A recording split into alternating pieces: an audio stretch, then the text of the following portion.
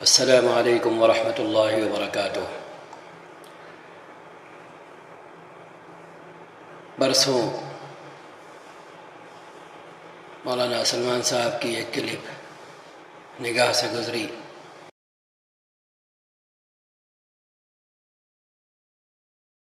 اور تقریباً 7 منٹ تک ہم نے یہ کلپ دیکھی اور سنی۔ پھر ہم نے کمنٹ باکس میں جا کر اپنی بات رکھی، تبصرہ کیا۔ تحریری روپ جب اسے دیا تو ہم نے اس کا عنوان رکھا لا حاصل بحث نامراد کوشش۔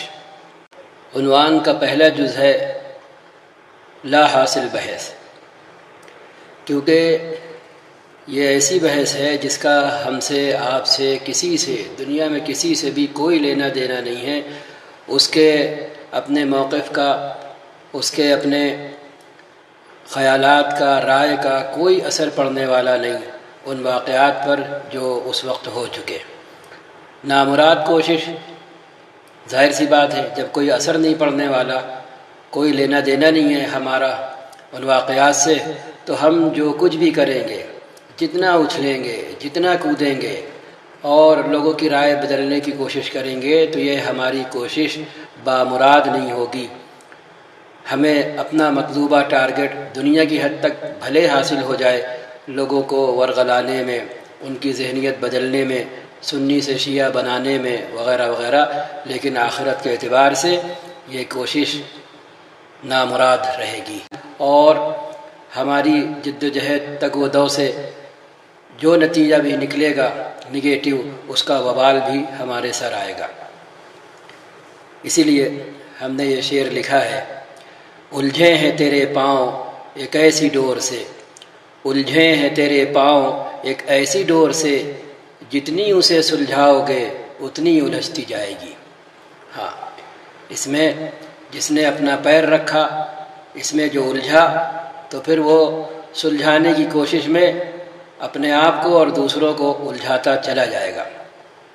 آپ تصویر کا ایک رخ پیش کر رہے ہیں اور کلام رسول کو مطلق بنا کر پیش کرنے میں خیانت کے مرتکب ہو رہے ہیں، کیونکہ غدیر خم پر آپ صلی اللہ علیہ وسلم نے حضرت علی رضی اللہ تعالی عنہ کے جو فضائل اور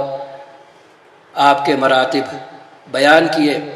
وہ بلا شبہ مطلق نہیں تھے، وہ مقید تھے۔ وہاں کچھ ہوا تھا جس کی وجہ سے آپ نے تدارک کے طور پر اپنے باقی ماندہ اصحاب کے سامنے حضرت علی رضی اللہ تعالی عنہ کی فضیلت، ان کا مقام اور عظمت بیان کی، تاکہ یہ بات پھیل جائے اور کسی کے دل میں بھی آپ کو لے کر کسی طرح کی تنگدلی باقی نہ رہے۔ بلا شبہ اہل سنت حدیثوں میں ثابت تمام فضیلتوں کو سر آنکھوں پر رکھتے ہوئے اسی کے مطابق اہل بیت سے اور حضرت علی رضی اللہ تعالی عنہ سے محبت کرتے ہیں، رکھتے ہیں، اور ان کی عظمت اور ان کے مقام بلند کو اپنے دل میں جگہ دیتے ہیں اور اسی طرح سلوک کرتے ہیں۔ لیکن شیعوں والی محبت نہیں کرتے، سب کو پتہ ہے، بھلے کوئی کتنا انکار کرے اور مخمل میں پیون لگانے کی ضد کرے، اور اس پیون کو وہ مخمل ہی سمجھے کہ مخمل میں جیسے یہ پیون لگے گا وہ بھی مخمل بن جائے گا۔ اہل سنت روافض شیعوں والی محبت بلا شبہ نہیں کرتے، کیونکہ روافض حضرت علی رضی اللہ عنہ اور اہل بیت کو ما فوق البشر بنانے سے کم پر راضی نہیں ہوتے، راضی نہیں رہتے۔ اور اب آپ شیعوں والی محبت سنیوں کے دل و دماغ میں ڈالنے بسانے چلے ہیں۔ آپ ان اسباب کو بیان نہیں کرتے جن کی وجہ سے حضرت علی رضی اللہ تعالی عنہ کے فضائل اوروں سے زیادہ رسول اکرم صلی اللہ علیہ وسلم کو بیان کرنے پڑے مقام غدیر خم پر، تاکہ آپ کے بعض اصحاب ان بدگمانیوں کو اپنے دل میں رچنے بسنے نہ دیں جو حضرت علی رضی اللہ تعالی عنہ کے بعض تصرفات کی وجہ سے ان کے دلوں میں پیدا ہوئی تھیں۔ حدیث غدیر خم کو آپ ادھورا بیان کرتے ہیں، وہ وجہ نہیں بیان کرتے جو اصل سبب بنی تھی من کنت مولاہ فعلی مولاہ فرمانے کی۔ ولی اور مولا کی جو تشریح آپ کرتے ہیں وہ قرآن سے متصادم ہے، آپ کی تشریح، کیونکہ آپ اس حدیث کو مطلق لیتے ہیں اور مطلق لینے کے ساتھ ایسے معنی بیان کرتے ہیں جو اگر تسلیم کر لیے جائیں تو پھر اسلام نہیں رہتا۔ اسلام تو وہ ہے جس میں بس از اول تا آخر خدا ہے، اللہ ہے، اس کے علاوہ نبی تک بھی اس میں شامل نہیں ہے، ایک انسان کے عقیدے اور اس کے رب کے درمیان کوئی بھی شامل نہیں ہے۔ ایمان کی حد تک شمولیت ہے کہ محمد رسول اللہ، اشہد ان محمد عبدہ و رسولہ، بس اس کے آگے جس کا جو بھی مقام ہے وہ عظمت کی حد تک ہے، عزت و احترام کی حد تک ہے، تصرفات کی حد تک نہیں ہے، ولایت کی حد تک نہیں ہے۔ ولایت صرف اللہ کو زیبا ہے، کسی اور کو زیبا اس معنی میں نہیں ہے جس معنی میں آپ چاہتے ہیں کہ لوگ تسلیم کریں۔ سیدھی سیدھی بات ہے، انما ولیکم اللہ ورسولہ والذین آمنوا الذین یقیمون الصلاۃ ویؤتون الزکاۃ۔ اب آپ بتائیں یہاں بتائیں، یا تو اللہ تعالیٰ فرما رہے ہیں۔ اب اس کے مقابلے میں غدیر خم کی حدیث آپ پکڑ کے بیٹھ جائیں، اس کی کیا تعویل کریں گے؟ حضرت امام اعظم ابو حنیفہ رحمہ اللہ پر آفرین ہے، جو مذبذب ذہنوں کو یہ کہہ کر مطمئن کر گئے کہ اگر حدیث قرآن سے متصادم ہو تو قرآن پر عمل کریں گے اور حدیث میں تعویل کریں گے۔ وہ تصادم ختم کرنے کی کوشش حدیث کے اندر تعویل کر کے کریں گے، قرآن کے اندر نہیں۔ یقین کریں امام کا یہ فرمان بہتوں کو تھامے ہوئے ہے ایسی حدیثوں کے انکار سے جو قرآن سے متصادم دکھائی دیتی ہیں، ورنہ تو آدمی ایسی حدیثوں پر ایمان سے ہی ہاتھ دھو لے۔ اگر اس حدیث کا مفہوم آپ کا بیان کردہ فرض کر لیں، سپوز کر لیں، ذرا دیر کے لیے مان لیں صحیح غلط سے ہٹ کر کے، اچھا چلے ٹھیک ہے جو آپ کہتے ہیں ذرا دیکھتے ہیں اس کو، ہم بھی اسے پرکھتے ہیں، ہم بھی اس کو کسوٹی پر رکھ کر کے کستے ہیں، تو سوال یہ پیدا ہوتا ہے اس اعلان کی، یعنی من کنت مولاہ فعلی مولاہ، اس اعلان کی میدان عرفات میں حاضر صحابہ کی موجودگی میں ضرورت زیادہ تھی جن کی تعداد 1,24,000 کے قریب تھی، یا غدیر خم پر جہاں صرف مدینے کی طرف واپس ہونے والے اصحاب آپ کے ساتھ تھے اور ان کی تعداد 40,000 تھی؟ 4 کا 4، 4 دنا 8، 4 تیائیں 12، اس کے بعد بھی 4,000 اضافی، تو 1/3 تعداد کے سامنے جو بات بیان کی جا رہی ہے وہ بات 1,24,000 صحابہ کے سامنے میدان عرفات میں کیوں بیان نہیں کی گئی؟ ایک سوال ہے کہ نہیں ہے؟ کون سی وجہ تھی؟ کوئی وجہ نہیں تھی،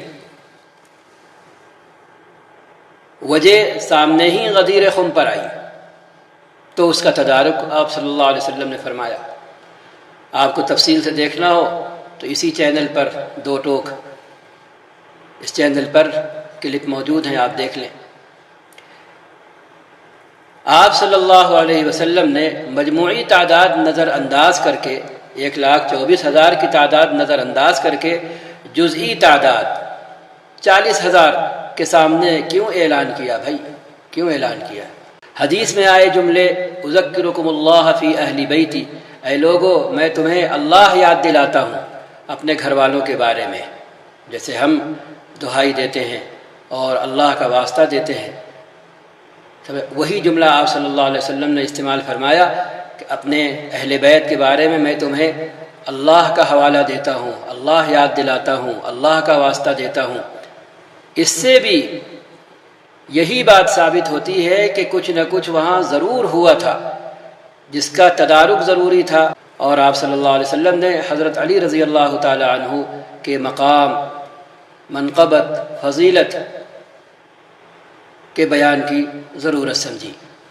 ہم نے آپ سے پہلے بھی عرض کیا اور آج پھر عرض کر رہے کہ آپ لگی لپٹی چھوڑ کر سیدھے سیدھے ہمارے حضرت معاویہ رضی اللہ تعالی عنہ اور آپ کے نرے معاویہ کا درجہ متعین کیوں نہیں کر دیتے کہ حضرت معاویہ رضی اللہ تعالی عنہ آپ کی نگاہ میں آپ کے نزدیک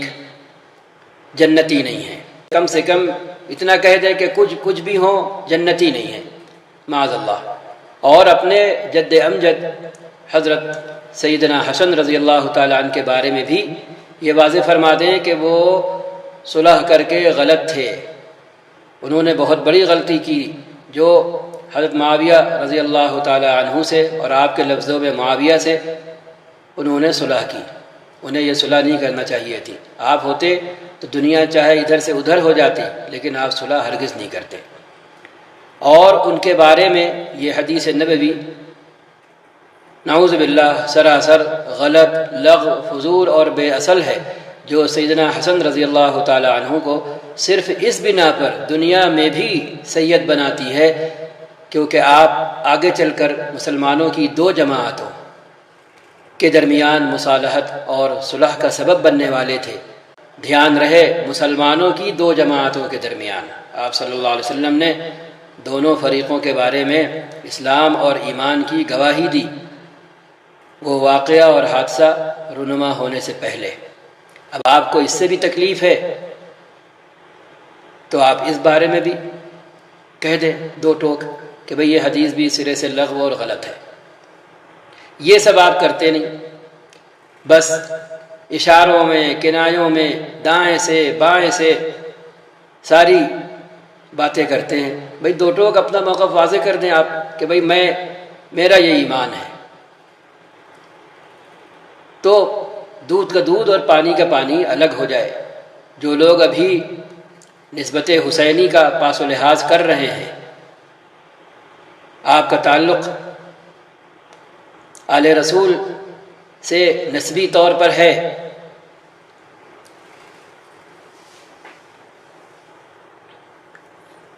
تاکہ جو لوگ نسبت حسینی کا پاس و لحاظ کر کے آپ کی سہ رہے ہیں، برداشت کر رہے ہیں، پھر انہیں بھی کھل کر کے آپ کے سامنے آنے کا موقع ملے۔ آپ یہ موقع تو دیتے نہیں، تو یہ تو بڑی خطرناک بات ہے کہ آپ اپنا موقف بھی واضح نہیں کر رہے اور آپ لگے بھی ہیں۔ اسی لیے ہم نے آخر میں لکھا ہے کہ آپ براہ کرم آن لائن لائیو آئیں اور وہاں دو ٹوک ہاں اور نہ کی صورت میں جواب دیں، کوئی تشریح نہیں، کوئی دائیں بائیں کی کوئی بات نہیں، سیدھی سیدھی کہ آپ بتائیں آپ کیا سمجھتے ہیں، حضرت معاویہ جنتی ہیں یا جہنمی ہیں؟ اب جب یہ سوال ہوگا تو آپ کو بتانا پڑے گا، جہنمی ہیں تو بات ختم، آپ کی قلعی کھل کر سامنے آ جائے گی۔ معذرت کے ساتھ ہم یہ الفاظ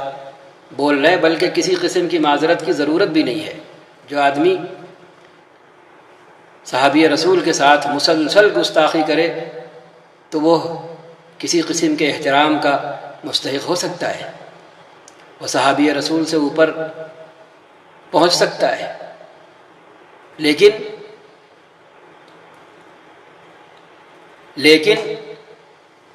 مولانا اپنے آپ کو یقیناً حضرت معاویہ سے بہتر سمجھتے ہیں، تبھی صرف معاویہ کہنے پر اکتفا کرتے ہیں۔ تو آپ یہ کام کر دیں، بتا دیں سیدھے سیدھے، لائیو نہیں آ رہے تو کم سے کم اپنی محفل میں، مجلس میں، اپنی تقریر میں، اپنی کلپ میں کہہ دیں کہ بھائی یہ میرا موقف ہے۔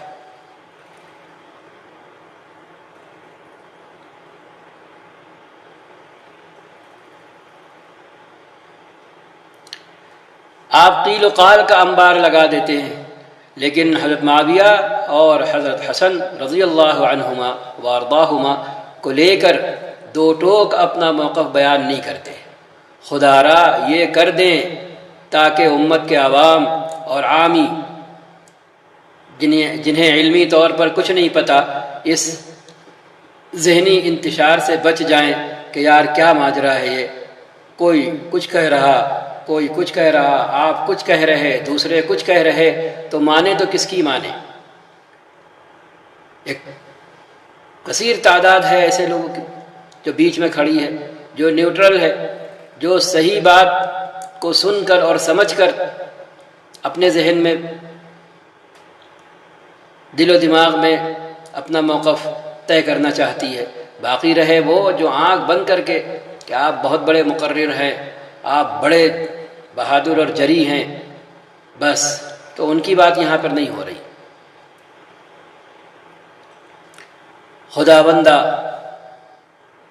خداوندہ یہ تیرے سادہ دل بندے کدھر جائیں، خداوندہ یہ تیرے سادہ دل بندے کدھر جائیں، کہ درویشی بھی عیاری ہے، سلطانی بھی عیاری۔ حدیثوں کو اپنی پسند کا قالب پہنانے سے سب سے بڑا نقصان جو ہوتا ہے وہ عام آدمی کا ہوتا ہے، کیونکہ دین پر آدمی عام طور پر سن کر اور دیکھ کر چلتا ہے۔ پڑھتے کتنے لوگ ہیں اور وہ اعتبار کرتے ہیں کہ یہ مولوی صاحب جو کچھ کہہ رہے ہیں ہمیں سمجھانے کی کوشش کر رہے ہیں، تو حقیقتاً یہ پوری امانت داری دیانتداری سے کر رہے ہیں، یہ اپنی پسند اس میں شامل نہیں کر رہے۔ عام آدمی تو یہ سوچتا ہے، لیکن اگر آپ اپنی پسند، ہم اپنی پسند، کوئی بھی عالم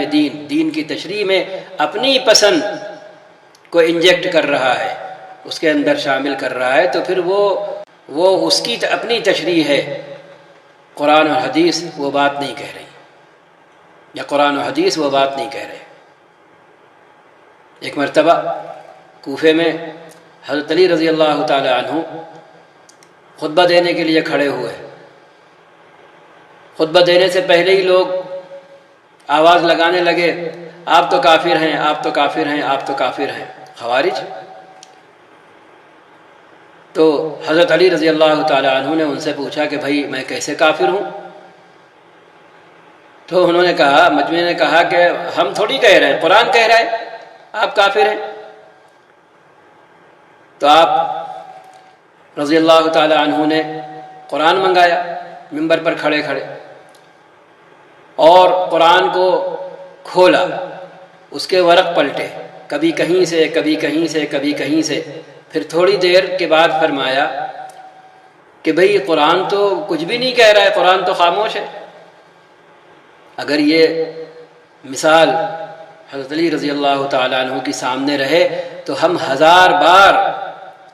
حدیثوں کے بیان میں، ان کی تشریح میں اپنی منمانی کرنے سے کوسوں میلوں دور رہیں۔ تشریح کرنے بیٹھے تو پوری امانت داری، دیانت داری اور پورے استحضار کے ساتھ بیٹھیں گے اگر یہ مثال سامنے رہے۔ اور ہم یہ مسلسل کہا کرتے تھے، اور من ہی من اور دلی دل میں اللہ سے دعا کیا کرتے تھے کہ اللہ اس کی تائید میں کوئی بات سامنے لا دے۔ اچانک حضرت علی رضی اللہ تعالی عنہ کا یہ واقعہ سامنے آیا تو رویا رویا جھوم گیا اور خوش ہو گیا۔ ہم کہا کرتے ہیں لوگوں سے، دیکھو جب اللہ رسول کے نام پر کوئی بات پیش کرو تو اس میں اپنی پسند کی آمیزش نہیں کرو،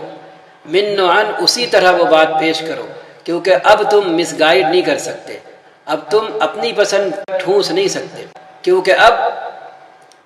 ہر طرح کی بات، سارے آپشن، ساری شکلیں انسان کی ہتھیلی پر موجود ہیں۔ آپ ویب سائٹ کھولیں اور دیکھ لیں۔ اب یہ نہیں چلنے گا کہ چونکہ ہمیں یہ پسند ہے اس لیے آپ سب کو وہی کرنا ہے، یہ ہو چکا، اب اس کا دور ختم ہو گیا۔ اگر ہم نبی کی بات کرتے ہیں، نبی کی اطاعت کی بات کرتے ہیں، نبی کے بولوں کو فالو کرنے کی بات کرتے ہیں، تو آج کے دور میں ہمیں آپ صلی اللہ علیہ وسلم کے وہ سارے بول، وہ ساری حدیثیں اور وہ سارے آپشن سامنے موجود مجمع کے سامنے رکھنا پڑیں گے، تب جا کر ہم اپنی امانت کا حق ادا کریں گے۔ کیونکہ آج سب کے سامنے سب کچھ ہے۔ آج ہم اصرار نہیں کر سکتے ہاتھ اٹھا کر نماز پڑھو، آج ہم اصرار نہیں کر سکتے ہاتھ بندھے بندھے نماز پڑھو، ہاتھ گرا کر نماز پڑھو، آج ہم اصرار نہیں کر سکتے قاعدے میں ایسے بیٹھو ویسے مت بیٹھو الی آخری۔ ہاں، آپ سب بیان کریں، اس کے بعد اپنا اختیار آپ بیان کریں کہ یہ ساری باتیں آئی ہیں، لیکن ہم ان میں سے اس بات پر عمل کرتے ہیں، ہم نے اس بات کو چنا ہے، سلیکٹ کیا ہے، چلے گا، کوئی سوال نہیں کھڑا ہوگا۔ لیکن آپ صلی اللہ علیہ وسلم کے باقی فرامین، باقی فرمودات، باقی باتیں کنارے کر دیں نعوذ باللہ، اور آپ نے جو بات پسند کی ہے اس کو سب پر تھوپے تو اب یہ چلنے والا نہیں ہے۔ سمجھ رہے ہیں آپ؟ ہاں، تو ہم کہتے ہیں، کہا کرتے ہیں، یہاں جب کسی سے کوئی بات ہوئی تو ہم نے کہا کہ وہ بات کرو جو آپ صلی اللہ علیہ وسلم نے فرمائی ہے، اپنی پسند نہیں اس میں لگانا۔ اپنی پسند اگر اس میں ٹھوسی تم نے تو پھر وہ تمہاری بات ہے، نبی کی بات نہیں ہے۔ ہم کہا کرتے ہیں کہ قرآن اور حدیث خود نہیں بولیں گے، یہ دونوں خود نہیں بولیں گے، یہ جب بھی بولیں گے کسی نہ کسی انسان کی زبان سے بولیں گے۔ قرآن کی تشریح جب کر رہا ہوگا کوئی تو انسان کر رہا ہوگا، قرآن خود نہیں بول رہا ہوگا۔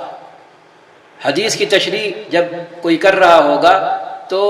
وہ اپنے منہ سے کر رہا ہوگا، حدیث خود نہیں بولے گی۔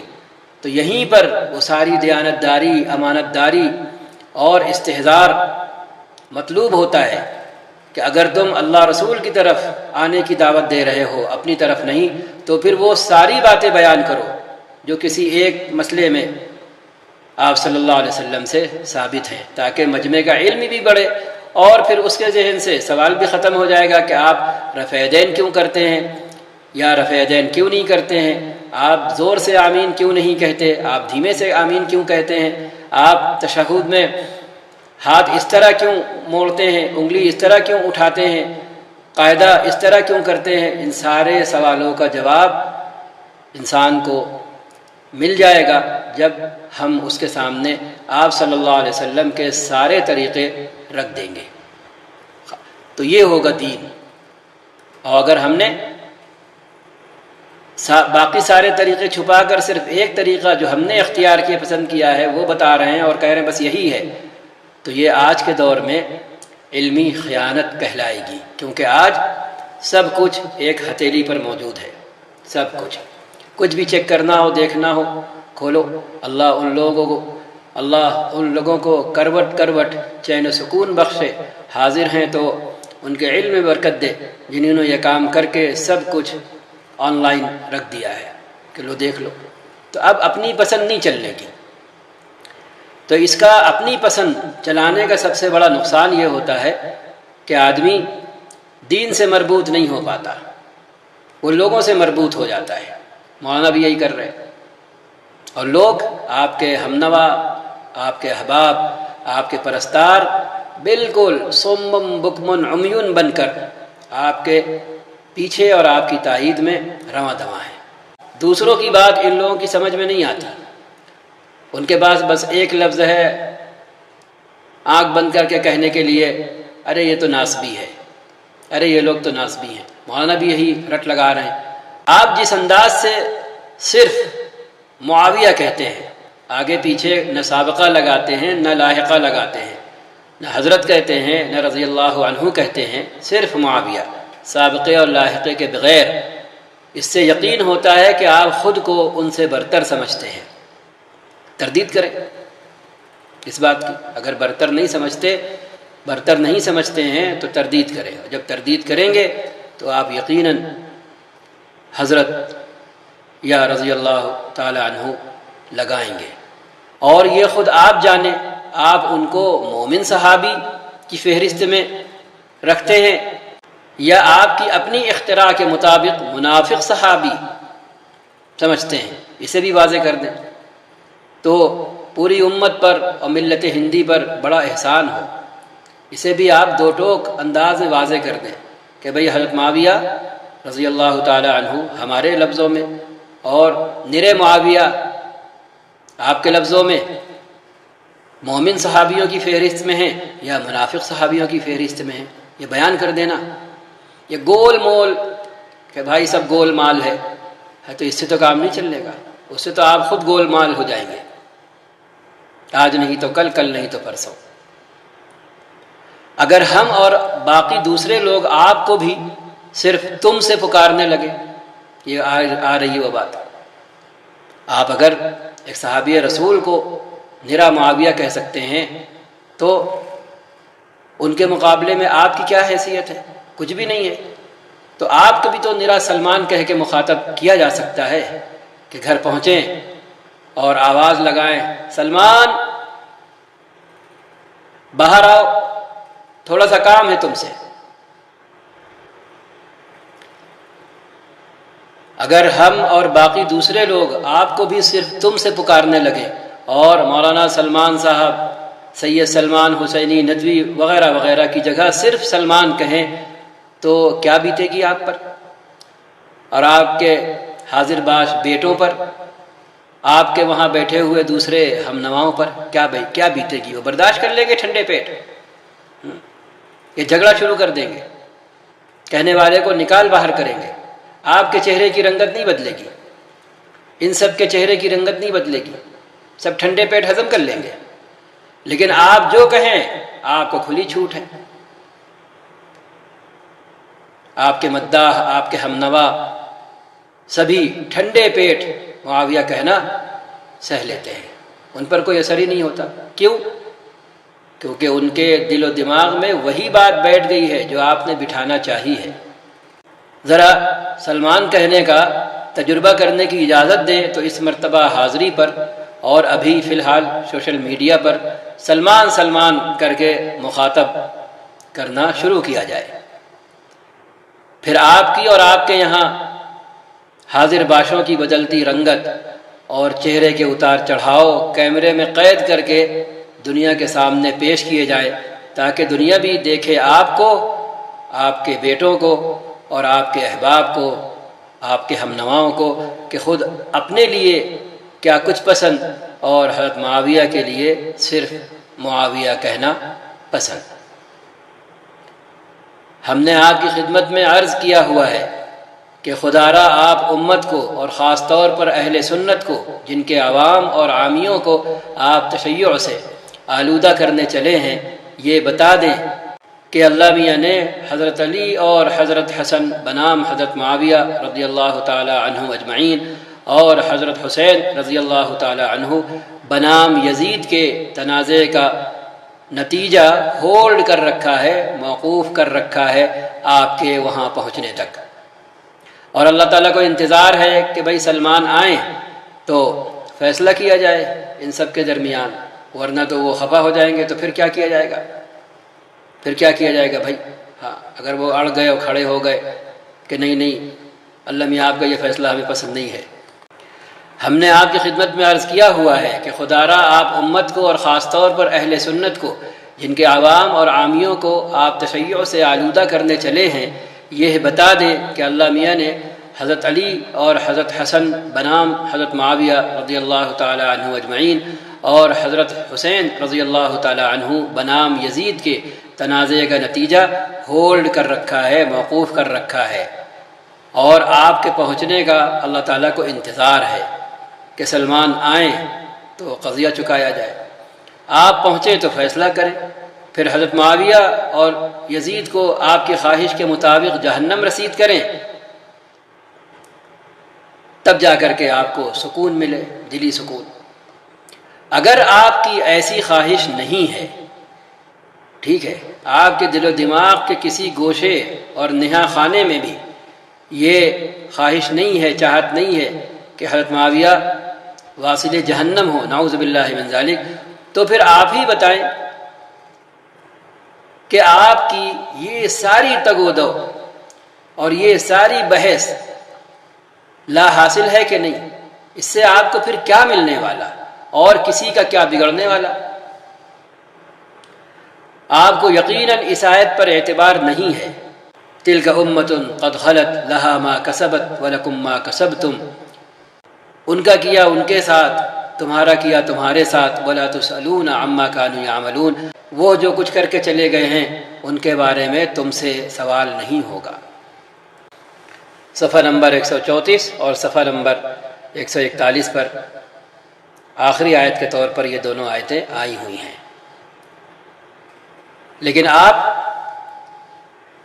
لگتا ہے ان آیتوں پر ایمان نہیں رکھتے یا ان آیتوں میں تعویل کرتے ہیں کہ جو کچھ کربلا میں ہوا اور جو کچھ اس سے پہلے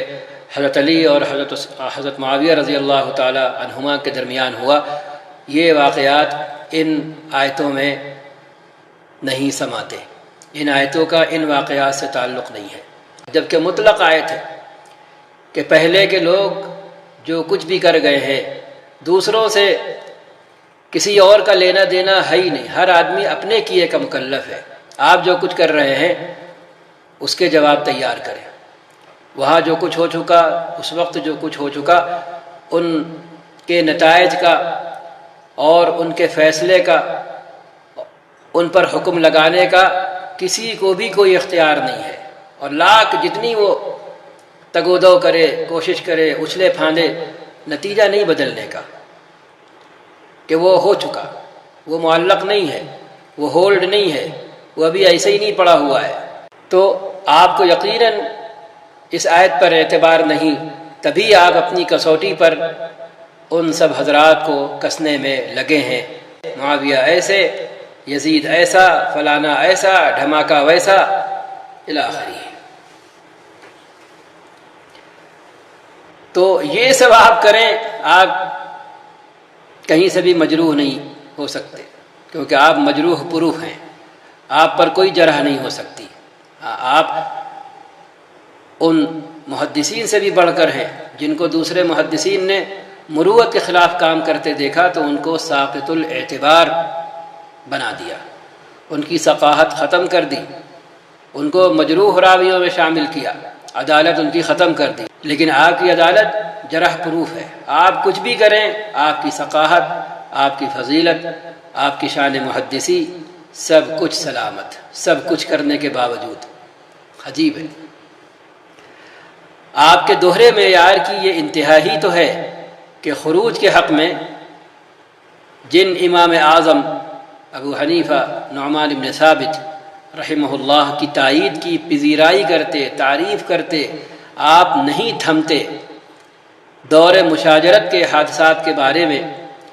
انہی امام اعظم کی یہ تلقین کہ بھئی زبان بند رکھو، خاموش رہو، کیونکہ ہمارا تمہارا ان واقعات سے کوئی لینا دینا نہیں ہے، ہم سے نہیں پوچھا جائے گا کہ ان لوگوں نے ایسا ایسا کیوں کیا، بتاؤ، تم اپنی رائے دو، اس لیے خاموش رہو، زبان بند رکھو، دلوں کو پاک و صاف رکھو کسی بھی طرح کی بدگمانی سے۔ تو انہی امام اعظم کی زبان بند رکھنے کی تلقین پامال کرتے ہوئے بھی آپ نہیں تھکتے۔ تو یہ پسند ہے نا، شخصیت ایک ہے، ایک جگہ خروج کی تائید کر رہی ہے تو وہ آپ، چونکہ آپ کو پسند ہے اس لیے آپ امام کی واہواہی میں لگے ہوئے ہیں، دوسری جگہ وہی امام زبان بند رکھنے کو کہہ رہے ہیں تو وہاں اسی امام کی یہ بات آپ کو اچھی نہیں لگتی تو آپ اسے لات مارے ہوئے ہیں۔ تو یہ دو رخا پن ہوا کہ نہیں، دوہرا معیار ہوا کہ نہیں، شخصیت ایک، کہیں پر وہ قبول، کہیں پر مردود، ناقابل قبول۔ جبکہ خاموش رہنے کی تلقین میں میرے امام صاحب نہیں ہیں کہ جنہوں نے کہا کہ بھئی ان واقعات سے ہمارا کوئی لینا دینا نہیں، ہم سے پوچھا نہیں جائے گا، اس لیے ہم اس بارے میں بولیں گے بھی نہیں، کوئی بات نہیں کریں گے، اپنی کسی طرح کی رائے پیش نہیں کریں گے۔ آپ اکیلے نہیں ہیں، بڑے بڑے عظیم المرتبت اسلاف شامل ہیں اس میں۔ اس حوالے سے بھی کلپ موجود ہے اسی چینل پر۔ معلوم ہوا صحیح وہ ہے جسے آپ صحیح سمجھیں، اور غلط وہ ہے جسے آپ غلط کہیں، بھلے آپ کے سامنے وہی امام اعظم ہی کیوں نہ ہوں جنہیں آپ ایک جگہ سر پر بٹھائے ہوئے ہیں اور دوسری جگہ بالکل غائب کیے ہوئے ہیں۔ آپ کی ساری علمی فکری تگ و دو سے میرے نزدیک یہی نتیجہ نکلتا ہے، بصورت دیگر آپ کی محنت یہاں بھی رائے گاں اور وہاں بھی ہباء منصورا۔ اور جو لوگ آپ کی وجہ سے اصحاب رسول سے بدگمان ہوں گے ان کا وبال آپ کے نام اعمال میں الگ سے۔ آپ خود آج کی طاغوتی، اب یہ پہلو اس حوالے سے ہے کہ آپ بڑے بہادر ہیں، بڑے جری ہیں، کسی کے سامنے بھی آپ کمزور نہیں پڑتے، تو اس حوالے سے یہ بات کہی جا رہی ہے۔ آپ خود آج کی طاغوتی حکومت کی آغوش میں مالا مال اور نہال ہیں۔ اپنے جد امجد کی طرح ایک اور کربلا برپا کرنے سے اور طاغوتی حکومت کا ہاتھ مروڑنے سے کیا چیز آپ کو روکتی ہے؟ اپنے ملک میں تو آپ کی زبان گنگ رہتی ہے، وہاں کچھ ہو ہی نہیں رہا ہے مسلمانوں کے ساتھ، وہاں سب چین و سکون سے ہے، سب کا اسلام زندہ اور سلامت ہے۔ جو کچھ ہو رہا ہے وہ باہر ہو رہا ہے،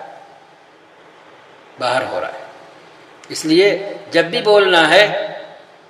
باہر کو سامنے رکھ کر بولنا ہے، بیرون ملک پر بولنا ہے، اندرون ملک پر زبان بند رکھنا ہے۔ ہاں، ادنا سی حرکت بھی نہیں دینا ہے، کیا کیا بیت گیا، کیسا کیسا بیت گیا، کیا کیا ہو گیا، کیسا کیسا ہو گیا، لیکن آپ منظر نامے سے غائب، بیرون ملک وہاں حاضر، زبان کی حد تک۔ آپ کے احباب اور پرستار تو یقیناً کوفی الفطرت نہیں ہوں گے، ہاں، جیسے اس وقت کوفیوں نے کیا، حضرت حسین رضی اللہ تعالیٰ عنہ کو بلایا اور اس کے بعد ساتھ چھوڑ دیا۔ تو آپ کے جو آج کے پرستار ہیں، آپ کی اندھی تقلید میں لگے ہوئے ہیں، صم بکم عمیون بنے ہوئے ہیں، وہ تو کوفی الفطرت نہیں ہوں گے جو آپ کی آواز پر لبیک کہیں پھر عین موقع پر بھاگ کھڑے ہوں۔ آپ سب کا اسلام تو پوری طرح زندہ ہوگا نا انشاءاللہ، اور تعداد بھی آپ کے ہم نواؤں کی لا تعداد ہے، ان گنت ہے، پھر آپ سیدنا حسین رضی اللہ تعالی عنہ کی پیروی کرتے ہوئے عملی کوشش کیوں نہیں کرتے؟ خود ایک کربلا برپا کیوں نہیں کرتے؟ اس حوالے سے تو آپ زبانی جمع خرچ بھی نہیں کرتے، اندرون ملک کے حالات پر آپ تو زبانی جمع خرچ بھی نہیں کرتے۔ آج مسلمانوں کا اسلام اور ایمان زیادہ مردہ ہے یا تب تھا؟ اس وقت جب وہ واقعات اور حادثات ہوئے تو تب زیادہ مردہ تھا یا آج زیادہ مردہ ہے؟ آج امہات کبائر زیادہ کیے اور کروائے جا رہے یا تب کیے اور کروائے جا رہے تھے؟ آج دین اور شریعت کو پابند سلاسل زنجیر میں جکڑنے کی کوششیں جتنی کی جا رہی ہیں، کیا اتنی تب کی جا رہی تھیں؟ آج کی جا رہی ہیں یا تب کی جا رہی تھیں؟ یا صرف حادثے کربلا کے وقت لوگوں کا اسلام مردہ ہو گیا تھا، جن میں اصحاب رسول بھی تھے اور حضرت حسین رضی اللہ تعالی عنہ کو کوفہ جانے سے روکنے والے جلیل القدر اصحاب بھی؟ کیا اس حادثے سے پہلے لوگوں کا ایمان مردہ تھا اور کربلا کے حادثے جاکا کے بعد زندہ ہو گیا، جو آج تک زندہ چلا آ رہا؟ اور جہاں آپ رہتے ہیں وہاں تو آپ کے سائے تلے لوگوں کا اسلام سیدنا حضرت حسین رضی اللہ تعالی عنہ کی عملی نقل کیے بنا ماشاءاللہ زندہ تابندہ، زندہ و جاوید اور سرسبز و شاداب ہے نا؟ کاش جیتے جی آپ کے سر سے اہل سنت کو شیعہ بنانے کا بھوت اتر جائے، ورنہ ہمت کریں اور سنیت کے خول سے باہر آئیں، سیدھے سیدھے شیعی ہونے کا اعتراف کر لیں کہ بھائی اب ہم شیعی ہیں، شیعہ ہو گئے ہیں۔ آپ کہتے ہیں شیعہ سنی کوئی چیز نہیں، ایسا کہہ کر آپ امت کی تاریخ کو جھٹلاتے ہیں اور حال کے موجودہ وقت کے اہل تشیع کے حالات، واقعات اور ان کے کرتوتوں سے آنکھیں موند لیتے ہیں۔ آپ سمجھتے ہیں بس شیعوں کی دنیا لکھنؤ کی حد تک ہے یا بھارت کی حد تک ہے، بس جہاں آپ گئے تھے ابھی پچھلے دنوں وہیں سے ایسے ایسے چینل چل رہے ہیں جو قرآن کو محرف ثابت کر رہے ہیں، جو قرآن موجود ہے کہ یہ محرف ہے، نقلی ہے، تحریف زدہ ہے، اس کے اندر کچھ تھا اسے کچھ سے کچھ کر دیا ہے ان سنیوں نے۔ یہ چل رہا ہے، 24 گھنٹے چل رہا ہے، روزانہ کی بنیاد پر چل رہا ہے، چیلنج کے ساتھ چل رہا ہے، یہ سب ہو رہا ہے، لیکن آپ اس سے بیگانے بنے ہوئے ہیں۔ حالانکہ حقیقت یہ ہے کہ سنی اور شیعہ دو ایسے دھارے ہیں جو مختلف سمت میں رواں دواں ہیں۔ سنیت اگر دائیں طرف تو شیعیت بائیں طرف، بالکل الٹے۔ جو شیعہ ہے وہ شیعہ رہتے سنی نہیں ہو سکتا الا یہ کہ تقیہ کرے، اور جو سنی ہے وہ شیعہ نہیں ہو سکتا جب تک کہ شیعہ نہ بنے۔ اثنا عشری 12 اماموں پر ایمان لانے والے اہل تشیع کی بنیاد رفض صحابہ کے انکار پر اور سب و شتم صحابہ پر ہے۔ ان کے ساتھ گالی گلوچ کرنے پر ہے، ان کے کردار کو مجروح کرنے پر ہے، ان کو گالیاں دینے پر ہے، جبکہ سنیوں کی بنیاد، اہل سنت کی بنیاد حب صحابہ اور حب اہل بیت پر ہے۔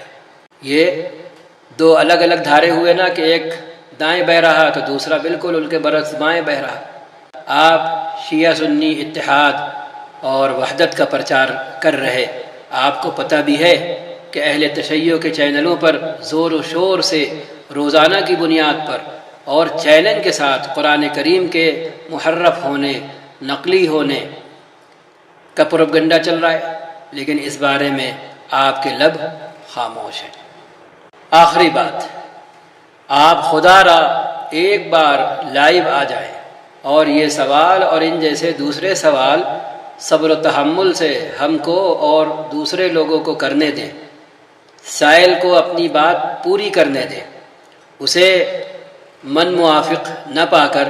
ڈسکنیکٹ کر کے سوال کا گلا نہ گھونٹے جیسے عام طور پر ہوتا ہے، تب تصویر کا دوسرا رخ بھی دنیا کے سامنے آئے گا اور لوگ سمجھ سکیں گے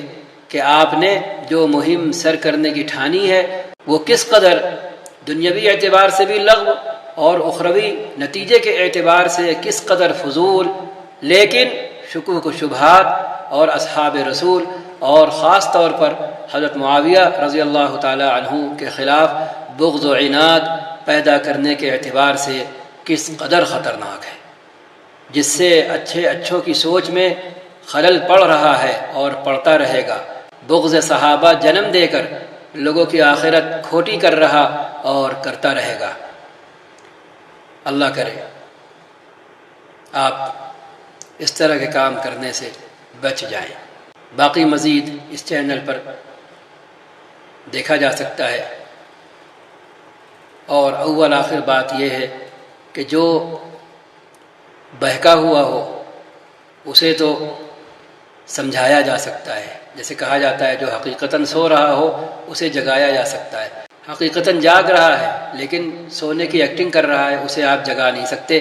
اسی طرح فکر و سوچ کی دنیا میں معاملہ ہوتا ہے، جو جان بوجھ کر کسی فکری راہ کو فالو کر رہا ہے تو پھر آپ اسے اس راہ سے ہٹا نہیں سکتے۔ ہاں بہکا ہوا ہے، وہ شیور نہیں ہے،